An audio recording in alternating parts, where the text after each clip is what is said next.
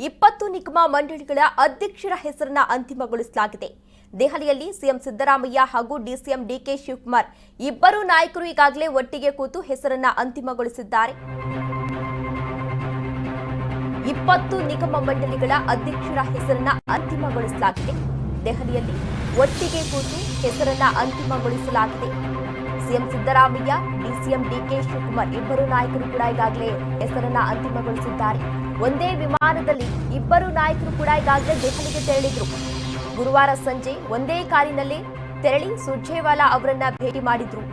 Randeep Singh Surjewala AICC ಪ್ರಧಾನ ಕಾರ್ಯದರ್ಶಿ ಜೊತೆ ಭೇಟಿ ಮಾಡಿ ಮಾತುಕತೆಯನ್ನ ಕೂಡ ನಡೆಸಿದ್ರು. 1.5 ಗಂಟೆಗಳ ಕಾಲ ಸಭೆಯನ್ನ ಕೂಡ ನಡೆಸಲಾಗಿದೆ. ಸಿಎಂ ಮರಳಿ ಆಗಮಿಸ್ತಾ ಇದ್ದಂತೆ ಪಟ್ಟಿಯನ್ನ ಬಿಡುಗಡೆ ಮಾಡುವ ಸಾಧ್ಯತೆ ಕೂಡ ಇದೆ. 4 ಎಂಎಲ್ಸಿ ಸ್ಥಾನದ ಬಗ್ಗೆ ಹೈಕಮಾಂಡ್ ತೀರ್ಮಾನಿಸುವ ಸಾಧ್ಯತೆ ಕೂಡ ಇದೆ. ಸಿಎಂ ಸಿದ್ದರಾಮಯ್ಯ ಹಾಗೂ ಡಿಸಿಎಂ ಡಿಕೆ ಶಿವಕುಮಾರ್ ಇಬ್ಬರು ನಾಯಕರು ಕೂಡ ಈಗಾಗಲೇ ಒಂದಾಗಿ ದೆಹಲಿಗೆ ತೆರಳಿದ್ದು, ನಾಯಕರ ಮುಂದೆ ಒಟ್ಟಾಗಿ ಕುಳಿತು 20 ನಿಗಮ ಮಂಡಳಿಗಳಿಗೆ ಅಧ್ಯಕ್ಷರ ಹೆಸರುಗಳನ್ನು ಈಗಾಗಲೇ ಅಂತಿಮಗೊಳಿಸಿದ್ದಾರೆ ಎನ್ನಲಾಗ್ತಾ ಇದೆ. ನಿನ್ನೆ ಸಂಜೆ ಕರ್ನಾಟಕ ಭವನದಿಂದ ಸಿದ್ದರಾಮಯ್ಯ ಹಾಗೂ ಡಿಕೆ ಶಿವಕುಮಾರ್ ಇಬ್ಬರು ನಾಯಕರು ಕೂಡ ಒಂದೇ ಕಾರಿನಲ್ಲಿ ಎಐಸಿಸಿ ಪ್ರಧಾನ ಕಾರ್ಯದರ್ಶಿ ರಣದೀಪ್ ಸಿಂಗ್ ಸುರ್ಜೇವಾಲಾ ಮನೆಗೆ ಆಗಮಿಸಿದ್ರು. ಅಲ್ಲಿ 1.5 ಗಂಟೆಗಳ ಕಾಲ ಒಂದು ಸಭೆಯನ್ನ ಕೂಡ ನಡೆಸಲಾಗಿದೆ. ಆ ಸಭೆಯಲ್ಲಿ 20 ನಿಗಮ ಮಂಡಳಿಗಳಿಗೆ ಅಧ್ಯಕ್ಷರ ನೇಮಕಕ್ಕೆ ಈಗಾಗಲೇ ಒಪ್ಪಿಗೆಯನ್ನ ಕೂಡ ಪಡೆದುಕೊಂಡಿದ್ದಾರೆ. ಉಪಾಧ್ಯಕ್ಷರು, ಸದಸ್ಯರ ನೇಮಕ ಪ್ರಕ್ರಿಯೆ ಮುಂದಿನ ಹಂತದಲ್ಲಿ ಸಭೆ ಮಾಡಿ ತೀರ್ಮಾನವನ್ನ ಮಾಡಲು ನಾಯಕರು ಈಗಾಗಲೇ ನಿರ್ಧಾರವನ್ನ ಕೂಡ ಮಾಡಿದ್ದಾರೆ ಎನ್ನಲಾಗ್ತಾ ಇದೆ. ಸಿಎಂ ಸಿದ್ದರಾಮಯ್ಯ ಹಾಗೂ ಡಿಸಿಎಂ ಡಿಕೆ ಶಿವಕುಮಾರ್ ಇಬ್ಬರು ನಾಯಕರು ಕೂಡ ಮತ್ತೆ ರಾಜ್ಯಕ್ಕೆ ಆಗಮಿಸ್ತಾ ಇದ್ದಂತೆ 20 ಅಧ್ಯಕ್ಷರ ಪಟ್ಟಿ ಘೋಷಣೆಯಾಗುವ ಸಾಧ್ಯತೆ ಕೂಡ ಇದೆ. ಇನ್ನುಳಿದಂತೆ 4 ಎಂಎಲ್ಸಿ ಸ್ಥಾನಗಳ ಆಯ್ಕೆ ಬಗ್ಗೆ ಹೈಕಮಾಂಡ್ ನಾಯಕರು ತೀರ್ಮಾನವನ್ನ ಕೈಗೊಳ್ಳುತ್ತಾರೆ ಎನ್ನಲಾಗ್ತಾ ಇದೆ. ಒಂದು ಕಡೆ ಕೆಪಿಸಿಸಿ ಅಧ್ಯಕ್ಷರ ಬದಲಾವಣೆ ವಿಚಾರ ಇತ್ತು, ಮತ್ತೊಂದು ಕಡೆ ಸಿಎಂ ಬದಲಾವಣೆ ವಿಚಾರವೂ ಕೂಡ ಈಗಾಗಲೇ ಸಾಕಷ್ಟು ಚರ್ಚೆಗೆ ಗ್ರಾಸವಾಗಿತ್ತು.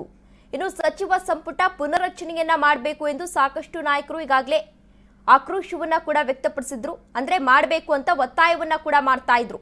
ಅದರ ಬೆನ್ನಲ್ಲೇ ಈ ಹಿಂದೆಯೂ ಕೂಡ ಸಿಎಂ ಸಿದ್ದರಾಮಯ್ಯ ಹಾಗೂ ಡಿಸಿಎಂ ಡಿಕೆ ಶಿವಕುಮಾರ್ ಇಬ್ಬರು ನಾಯಕರು ಕೂಡ ದೆಹಲಿಗೆ ತೆರಳಿ ಹೈಕಮಾಂಡ್ ನಾಯಕರ ಜೊತೆ ಮಾತುಕತೆಯನ್ನ ಕೂಡ ನಡೆಸಿದ್ರು. ಅಂತಹ ಸಂದರ್ಭದಲ್ಲಿ ಸಿಎಂ ಸಿದ್ದರಾಮಯ್ಯ 5 ವರ್ಷಗಳ ಕಾಲ ನಾನೇ ಸಿಎಂ ಆಗಿರ್ತೇನೆ ಅನ್ನೋ ಹೇಳಿಕೆಯನ್ನ ನೀಡಿದ್ರು. ಅದು ಸಾಕಷ್ಟು ಚರ್ಚೆಗೆ ಗ್ರಾಸವಾಗಿತ್ತು. ಅದಾದ ಬಳಿಕ ಸಮಾವೇಶವನ್ನ ಕೂಡ ಮಾಡಿದ್ರು. ಸಾಧನಾ ಸಮಾವೇಶದಲ್ಲಿ ಎಲ್ಲೋ ಒಂದ್ ಕಡೆ ಸಿಎಂ ಸಿದ್ದರಾಮಯ್ಯ ಹಾಗೂ ಡಿಸಿಎಂ ಡಿಕೆ ಶಿವಕುಮಾರ್ ಮಧ್ಯೆ ಯಾವುದು ಕೂಡ ಸರಿಯಿಲ್ಲ ಅನ್ನೋ ರೀತಿಯಲ್ಲಿ ಕಾಣಿಸ್ತಾ ಇತ್ತು. ಯಾಕೆಂದ್ರೆ ಎಲ್ಲಾ ನಾಯಕರನ್ನ ಸ್ವಾಗತ ಮಾಡಿದಂತಹ ಸಂದರ್ಭದಲ್ಲಿ ಸಿಎಂ ಸಿದ್ದರಾಮಯ್ಯನವರು ಡಿಕೆ ಶಿವಕುಮಾರ್ ಅವರ ಹೆಸರನ್ನ ಹೇಳಿರ್ಲಿಲ್ಲ.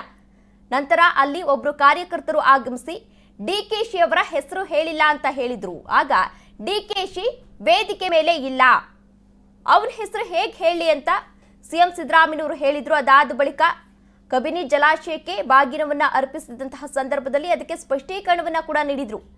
ಇದೀಗ ಡಿಸಿಎಂ ಡಿಕೆ ಶಿವಕುಮಾರ್ ಹಾಗೂ ಸಿಎಂ ಸಿದ್ದರಾಮಯ್ಯ ಇಬ್ಬರು ನಾಯಕರು ಕೂಡ ನಿನ್ನೆ ದೆಹಲಿಗೆ ತೆರಳಿ ಸುರ್ಜೇವಾಲಾ ಅವರ ಜೊತೆ ಮೀಟಿಂಗ್ ಅನ್ನ ಕೂಡ ಮಾಡಿದ್ದಾರೆ. ಮೀಟಿಂಗ್ ಅನ್ನ ಮಾಡಿ 20 ನಿಗಮ ಮಂಡಳಿಗಳ ಅಧ್ಯಕ್ಷರ ಹೆಸರನ್ನ ಇದೀಗ ಅಂತಿಮಗೊಳಿಸಿದ್ದಾರೆ. ಏನು ಬೆಂಗಳೂರಿಗೆ ಆಗಮಿಸ್ತಾರೆ, ವಾಪಸ್ಸಾದ ನಂತರ ಆ ಪಟ್ಟಿಯನ್ನ ಬಿಡುಗಡೆ ಮಾಡುವ ಸಾಧ್ಯತೆ ಕೂಡ ಇದೆ.